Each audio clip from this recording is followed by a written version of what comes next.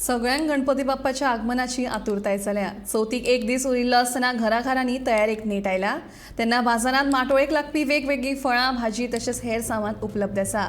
ह्या सगळ्या सामानाच्या खरेदी खातीर गर्दी पळोवपाक मेळटा।